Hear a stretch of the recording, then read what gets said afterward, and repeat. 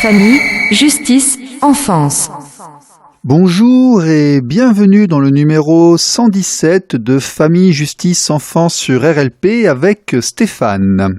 Aujourd'hui, nous aurons le plaisir de recevoir en invité principal Sébastien Dupont pour une série de 3 émissions. Sébastien Dupont, auteur chez RS, Flammarion et au PUF, Presse universitaire de France. Auteur notamment des ouvrages Le cycle de vie des familles contemporaines, Seul parmi les autres, le sentiment de solitude chez l'enfant et l'adolescent, entre tradition et modernité, la thérapie familiale, errance et solitude chez les jeunes, l'autodestruction du mouvement psychanalytique, la famille aujourd'hui et accessoirement le management zen. Sébastien Dupont est docteur en psychologie, thérapeute familial et conjugal, chargé d'enseignement à la faculté de psychologie de Strasbourg, formateur et superviseur. Il pratique la thérapie familiale dans le cadre du service de psychiatrie de l'enfant et de l'adolescent des hôpitaux universitaire de Strasbourg et la thérapie de couple dans le cadre du réseau O2Pro. Et Sébastien Dupont coordonne également le diplôme universitaire de thérapie familiale de l'Université de Strasbourg. Nous verrons avec lui ce que le règne animal et la théorie de l'évolution nous apprennent sur l'implication des pères, l'histoire de la répartition des rôles entre père et mère, de la préhistoire à nos jours, la redécouverte de l'importance du père, l'impact du père sur le développement de l'enfant, les particularités de l'éducation paternelle, le père de la dynamique familiale, après la séparation et le père face aux professionnels du champ psychomédico-social. Mais avant tout, ne bougez pas, nous avons les actualités avec une bien triste nouvelle malheureusement. Ne bougez pas, c'est juste après ça. RLP. Radio libre en Périgord. Famille, justice, enfance. Alors, Claude Néris de l'association SOS Exclusion Parentale que vous avez entendu plusieurs fois sur cette antenne et que certains d'entre vous ont connu parce qu'il les a aidés, soutenus ou tout simplement parce qu'ils en ont entendu parler. Claude, mon ami, est décédé le 18 septembre 2022 des suites d'une maladie qu'il n'a pas pu vaincre. Ancien responsable des médias de Centrafrique à l'époque Mobutu, avant de rejoindre la France pour y faire une carrière de policier puis d'enseignant en droit, il était également l'auteur de l'ouvrage Afrique, terre de haine, point d'interrogation. Son application associative dans les problématiques de défense des droits parentaux aura marqué cette cause durant ces 10 dernières années avec des réunions, du lobbying à l'Assemblée nationale, à l'Élysée, des essais de projets de loi et autres. C'est un environnement qui, lui aussi, a fait que la vie l'a marqué et qu'il a tenté de rendre le monde meilleur. Au revoir, mon ami, et merci de tout ce que tu as fait ici pour nous. Nous ferons une émission spéciale dédicacée ces prochaines semaines. Au revoir. RLP. Radio libre en Périgord. Famille, justice, enfance. RLP 102.3, aujourd'hui avec Sébastien Dupont. Sébastien Dupont est docteur en psychologie, thérapeute familial et conjugal, chargé d'enseignement à la faculté de psychologie de Strasbourg. Il pratique la thérapie familiale, du service de psychiatrie de l'enfant et de l'adolescent et la thérapie de couple. Il coordonne également le diplôme universitaire de thérapie familiale. Alors, Monsieur Dupont est également un auteur qui nous a offert le cycle de vie des familles contemporaines en 2022. C'est de manière assez récente. Seul parmi les autres, et qui a également été co-auteur d'un certain nombre d'ouvrages. Monsieur Dupont, bonjour, merci d'être avec nous, vous allez bien ? Très bien, merci, bonjour à vous et merci pour votre invitation. Est-ce que cette présentation vous convient ? Est-ce que vous voulez en rajouter ? Je sais que j'ai oublié plein d'ouvrages que vous avez faits chez RS et ailleurs. Oui, j'ai en effet écrit un ouvrage sur la famille qui s'intitule La famille aujourd'hui entre tradition et modernité. Un ouvrage dans lequel j'ai essayé de joindre les différentes disciplines des sciences humaines, psychologie, sociologie, histoire, anthropologie. Car comme le disait Marcel Mauss, la famille est un fait social total qui inclut toutes les dimensions de la réalité humaine et on ne peut pas séparer en fait artificiellement les dimensions de la vie familiale. Je vous remercie d'avoir évoqué la casquette de thérapeute familiale à laquelle je tiens beaucoup, puisqu'en effet, je pratique comme psychologue, comme psychothérapeute, mais avec une approche assez spécifique qui est la thérapie familiale, qui n'est peut-être pas l'approche la plus connue en France, elle l'est plus dans d'autres pays, y compris très proches de nous. C'est une approche qui consiste à recevoir les membres de la famille ensemble, les parents, les frères et sœurs, parfois les grands-parents, parfois des oncles et tantes, enfin c'est très ouvert, parrain, marraine.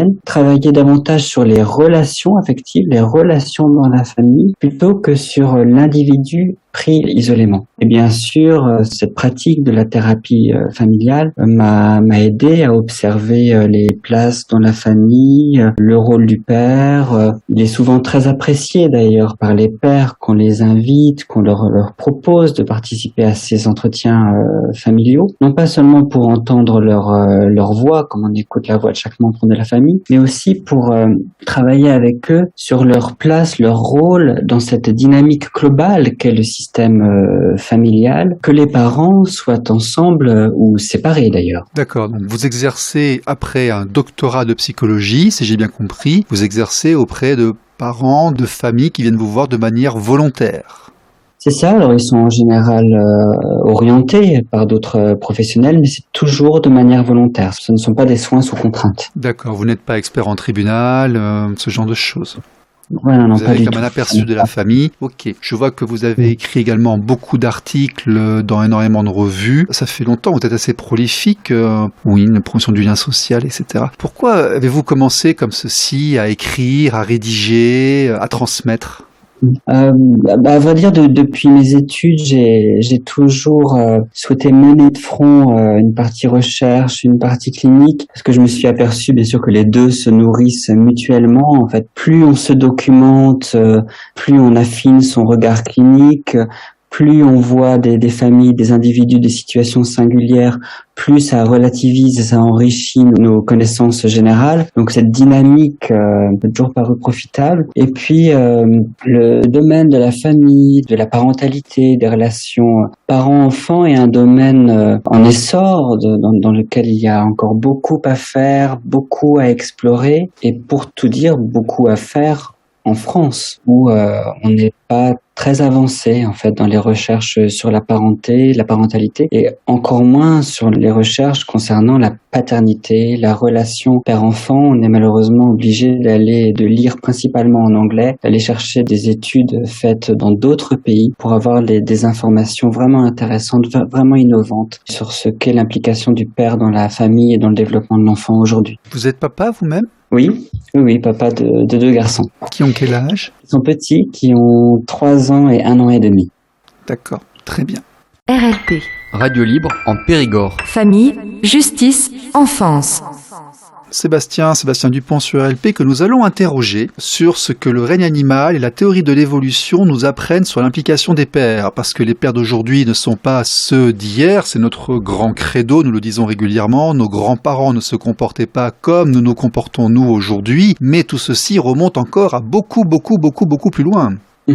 Oui, tout à fait. En fait, c'est pas l'angle qu'on prend le plus souvent, mais dans les études académiques sur la parentalité, sur les comportements parentaux, on a l'habitude de plutôt comparer les comportements humains aux comportements des autres espèces animales. Il y a retracé l'évolution des comportements parentaux humains dans l'histoire de l'évolution de l'espèce humaine. En fait, il faut éviter d'avoir un regard trop étroit où on compare, par exemple, les pères d'aujourd'hui aux mères d'aujourd'hui, où on compare les pères d'aujourd'hui aux pères de la génération ou de 2 générations précédentes. C'est un angle de vue beaucoup trop étroit. Et en fait, si on considère le règne animal, on s'aperçoit que, d'abord, c'est trivial de le dire, mais dans la plupart des espèces animales sexuées, il n'y a aucun soin aux petits. Les petits naissent et se développent seuls. Certaines espèces d'animaux produisent une descendance très nombreuse, peu survivent, mais les géniteurs ne donnent aucun soin aux petits. On peut prendre l'exemple des tortues ou de beaucoup d'autres espèces animales. Et bien sûr, les mammifères se distinguent, notamment par le fait que les génitrices femelles, en général, donnent des soins aux petits, même si c'est parfois pour une durée très courte. Mais ce qu'on ne dit pas souvent, c'est que dans la très grande majorité des animaux mammifères, dont nous faisons bien sûr partie, seulement 5, dans la grande majorité, 95% des mammifères, le géniteur mâle ne donne aucun soin aux petits. En fait, on ne souligne pas assez souvent que l'espèce humaine, nous faisons partie des 5% des mammifères dans lequel le géniteur mâle s'implique auprès des petits et que le géniteur mâle s'implique auprès des petits de manière très durable et très intense. En fait, on est plutôt une exception du règne animal. Et bien sûr, les spécialistes de l'évolution ont essayé de comprendre cette exception qui remonte, alors je sais que vous en avez déjà parlé dans d'autres émissions, mais qui remonte aux origines de notre espèce, Homo sapiens, et on sait que l'implication du père a coévolué avec d'autres aspects de notre espèce, bien comme qu'on appelle la néoténie, enfin le fait que le petit homme naît prématuré, disons, c'est-à-dire qu'il y a besoin de lui donner beaucoup de soins pendant très longtemps pour qu'il devienne viable, qu'il accède à la puberté, qu'il puisse se reproduire lui-même, être autonome, etc. Et donc, dans notre espèce, cette dépendance prolongée des petits a fait en sorte que l'implication de la mère n'était plus suffisante et les pères se sont impliqués également. Cette implication des pères s'est renforcée, s'est transmise, etc. Et on sait que donc cette implication des pères, associée au couple monogame, à la fidélité dans le couple monogame, date des chasseurs-cueilleurs du Paléolithique. Et on parlera sans doute après de l'évolution de la répartition des rôles entre père et mère. Mais avant de dire que les pères s'occupent peu des enfants ou pas assez, ou moins que les mères, notons avec les spécialistes de l'évolution que c'est plutôt une exception remarquable de notre espèce, notamment par rapport aux autres primates, qu'est l'implication des pères dans notre espèce. Oui, donc l'être humain qui a gagné la course à l'évolution tout de même, et puis qui a certaines caractéristiques, la manière d'honorer ses morts, le fait de se projeter, de construire, de visualiser des chocs psychiques où on n'a pas encore forcément trouvé de très grandes équivalences dans le règne animal. Effectivement, peut-être que sur la planète, nous nous comportons différemment des autres mammifères, c'est possible. Moi, c'est une conception qui me dérange absolument pas. Tout à fait. Il y a un point d'éthologie animale qui je pense est intéressant pour notre discussion. En éthologie animale, on distingue les soins directs, les soins parentaux directs et les soins parentaux indirects. Donc les soins directs, c'est bien sûr nourrir, couver, porter, etc., allaiter. Et les soins indirects, c'est par exemple la nidification, creuser un terrier, protéger les petits des prédateurs, pourvoir les ressources nécessaires, la chasse, etc. Ce sont les soins indirects. Et en fait, dans les 5% des mammifères qui s'impliquent, où les géniteurs mâles s'impliquent auprès des petits, les géniteurs s'impliquent essentiellement dans des soins indirects. Mais ils sont néanmoins essentiels pour la survie des petits. Donc le lion va chasser les prédateurs qui s'approchent de ses petits. On ne dit pas assez souvent que le lion mâle garde les petits pendant que les lionnes chassent. Alors évidemment, un groupe d'animaux où il y a beaucoup de soins du géniteur mâle, ce sont les oiseaux. Donc on sait que les mâles nourrissent beaucoup les petits, participent à la conception du nid, etc. Mais en tout cas, ce que je voudrais souligner, c'est que dans la plupart des espèces où les géniteurs mâles s'impliquent, c'est dans des soins indirects. Et on retrouve un peu la même distribution chez l'espèce humaine, c'est-à-dire que les mères s'impliquent davantage dans les soins directs et les pères dans des soins indirects. C'est ce qu'on appelait autrefois le père pourvoyeur. Pas seulement le chasseur, mais pourvoyeur de revenus, protecteur, qui en fait nourrit la mère pour qu'elle puisse allaiter les petits, protège la mère, etc., etc. Et en fait, je souligne ce point parce que à notre époque, on est davantage centré, lorsqu'on pense à la parentalité, aux soins directs. C'est à ça qu'on pense. Jouer avec l'enfant, le nourrir, être tendre avec lui, etc. On pense que c'est ça la parentalité. C'est peut-être aussi le fruit de l'évolution, la parentalité d'aujourd'hui. On va en parler juste après la pause et le jingle. La parentalité d'aujourd'hui n'est pas celle d'il y a plusieurs milliers d'années. Nous avons fait ce que nous avons fait. Nous sommes allés sur la Lune et autres, notamment parce qu'il y a eu une transmission du savoir intergénérationnel, non pas seulement par la mère, mais aussi par le père. Et puis, on arrive à une société des loisirs où le père rentre plus dans la famille, peut-être comme il l'a été à certaines époques, on va en discuter ensemble, mais là, la parentalité, effectivement, a beaucoup évolué durant l'histoire. Bien sûr. Il faut quand même, je pense, garder à l'esprit l'importance des soins indirects, notamment concernant les pères. Par exemple, on sait que les pères, consciemment ou non, continuent d'accorder une grande importance au rôle de pourvoyeur. Par exemple, on sait que la majorité des pères, au moment où ils deviennent pères, vont avoir tendance à se consacrer davantage à leur travail, à travailler plus, à chercher une promotion, à éventuellement, ce qu'on ne dit pas toujours, chercher un poste avec plus de responsabilités pour gagner plus, même si le poste ne les intéresse pas. Oui, c'est génétique, la neuroscience l'a prouvé, ça. Oui.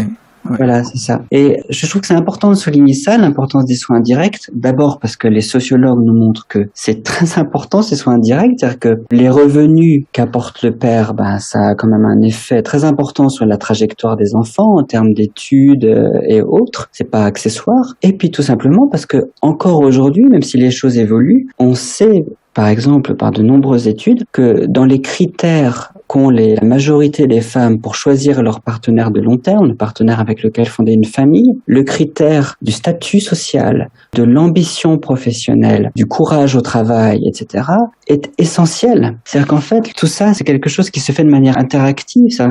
Oui, nous aspirons tous à des changements des rôles, mais nous ne savons pas toujours que nous avons dans nos cerveaux des résidus de millions d'années d'évolution qui nous ont conditionnés, notamment qui ont conditionné les femmes à être attirées davantage par des hommes industrieux, comme on dit en anglais, c'est-à-dire qui travaillent beaucoup, qui sont ambitieux, etc., plus que par des hommes plus centrés sur vie familiale, les loisirs, qui veulent travailler à mi-temps, etc. Alors que, en fait, rationnellement, ces hommes-là seraient souvent très utiles dans leur vie parce qu'ils leur permettraient un meilleur équilibre entre vie domestique et vie professionnelle, notamment pour les femmes qui souhaiteraient s'impliquer davantage dans leur carrière.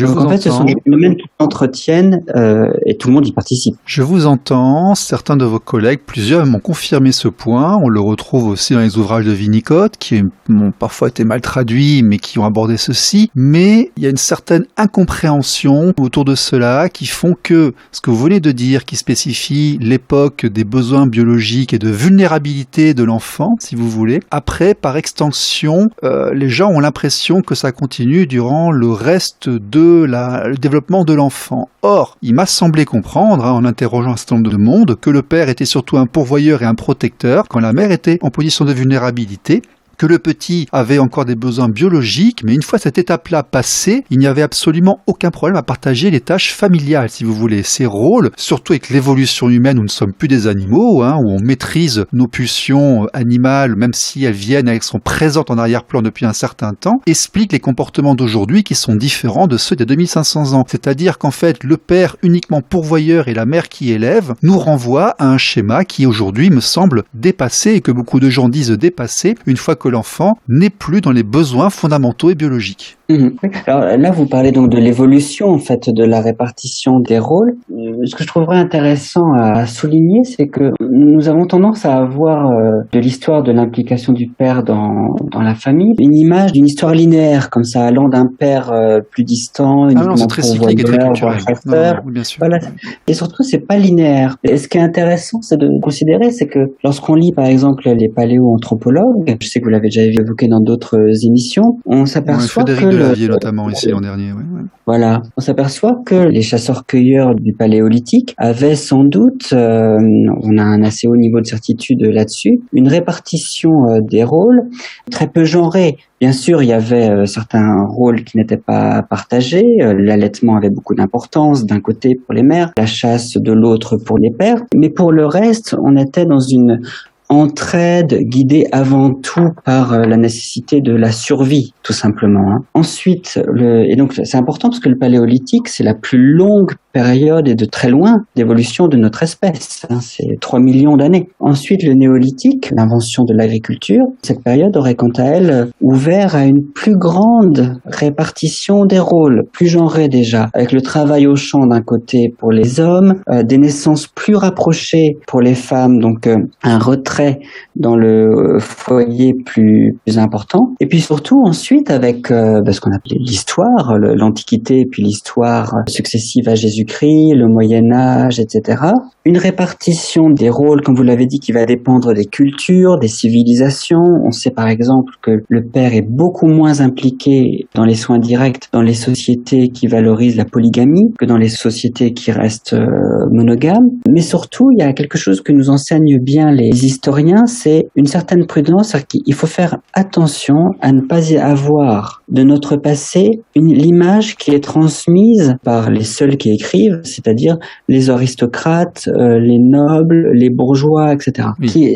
On sait que ces couches supérieures de la société ont tendance à faire une répartition des rôles beaucoup plus contrastée, que dans 98% de la population, qui est une population rurale, paysanne, ou comme je l'ai dit précédemment, on est centré sur la survie, l'entraide, chacun fait ce qu'il peut pour que la famille tienne et survive. On vit dans une grande proximité, les parents dorment avec les enfants, il n'y a pas d'école obligatoire, on est toute la journée ensemble, le père forme ses fils, ça rapproche énormément. Et en fait, ce que les historiens nous apprennent, c'est qu'il y avait au Moyen-Âge une forte proximité père-enfant, une forte proximité père-fils, et qu'en fait tout ça a changé avec la révolution industrielle, donc le 19e siècle, puis la première moitié du 20e siècle. Alors l'exode rural, les pères ont cherché le travail dans les grandes villes, et c'est à ce moment en fait très récent dans l'histoire de l'humanité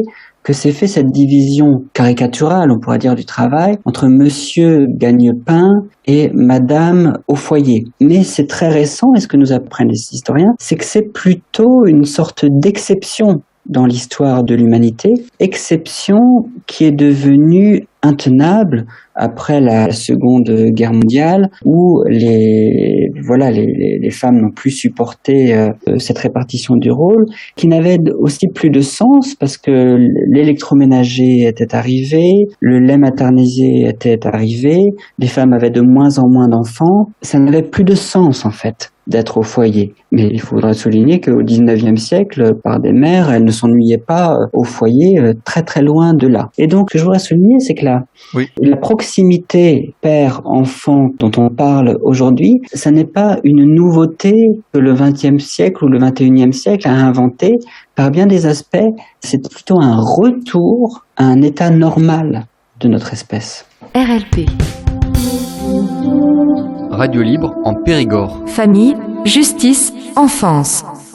Sébastien Dupont. Aujourd'hui, il semblerait que nous redécouvrions l'importance du père et qu'il y a notamment des recherches qui montrent que l'absence du père est un facteur de risque. Donc on va regarder cette redécouverte de l'importance du père aujourd'hui en essayant de bien concevoir que même si nos pulsions animales anciennes du paléolithique sont présentes, nous ne sommes pas des animaux, nous maîtrisons nos pulsions, nous ne tuons plus nos voisins quand nous ne sommes pas d'accord, nous essayons de ne plus battre nos enfants à la ceinture ou de leur taper dessus méchamment quand ils font des choses qui ne nous plaisent pas. Donc nous n'avons pas les mêmes comportements que nos anciens, nous nous civilisons, nous évoluons, nous avons des processus d'élévation.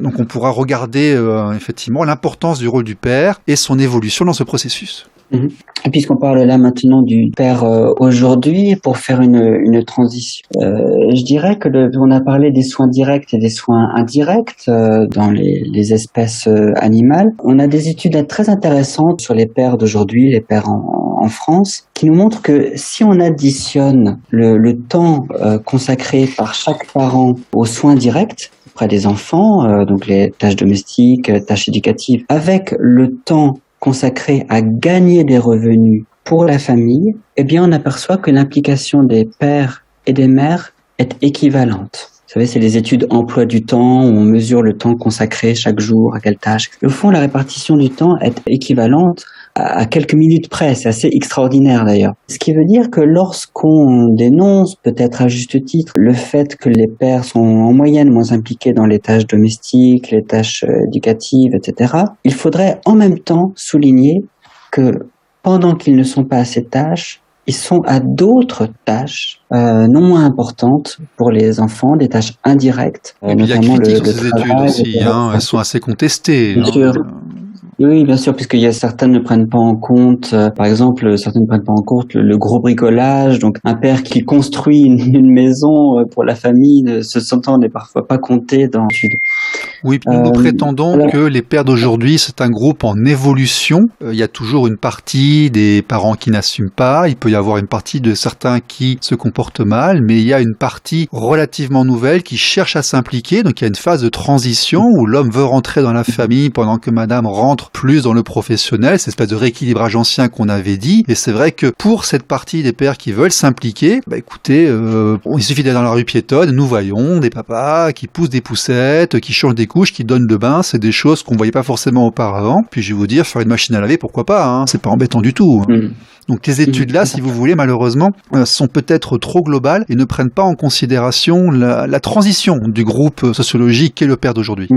Ouais, c'est ça. Et moi, je dirais que les pères ont besoin d'être reconnus dans ce qu'ils font en termes de soins directs et d'être reconnus dans ce qu'ils font en termes de soins indirects. Je peux en témoigner par mon expérience de thérapie familiale. J'étais frappé par le fait que je retrouvais chez beaucoup de pères un sentiment d'ingratitude, de manque de reconnaissance de leur contribution, voire du sacrifice qu'ils consentent pour leur famille. C'est-à-dire que certains acceptent des emplois très éprouvants qui impliquent des déplacements, des emplois qui ne leur plaisent pas, qui les éloignent de leur famille, etc. Ils ont parfois le sentiment que les professionnels et parfois leur propre famille, leur femme ou leur ex-femme voient ça comme une sorte de démission du foyer, alors que ils le font à l'inverse pour le foyer. Et c'est important de reconnaître cette contribution, puisqu'on n'a plus trop à l'esprit, puisque on est, comme vous le dites, un peu là dans une culture qui valorise d'autres dimensions de la paternité. Après, il est vrai, en effet, vous l'avez mentionné en introduction, qu'on a redécouvert, en fait, l'importance du père pour la vie familiale et pour les enfants. Pendant longtemps, et la psychologie en a fait largement partie, pendant longtemps, plusieurs sciences humaines ne se sont pas intéressées du tout au père, notamment lorsqu'il s'agissait du développement de l'enfant dans la famille. Il a fallu attendre très tard pour avoir de vraies études sur le père. Alors, ce qui est intéressant, c'est que les premières études qui ont émergé ont pris le problème un peu à l'envers, c'est-à-dire qu'ils ont étudié l'impact de l'absence du père. L'absence du père dans la vie de l'enfant, l'absence du père dans la famille. Et en effet, ce qu'on observe, bien sûr, ce sont des moyennes, c'est que l'absence du père a des effets statistiquement très significatifs. Donc, on observe plus de grande probabilité de difficultés d'échecs scolaires chez les enfants, plus tard de chômage chez les enfants futurs adultes, d'idées suicidaires et de tentatives de suicide, de toxicomanie, de violence,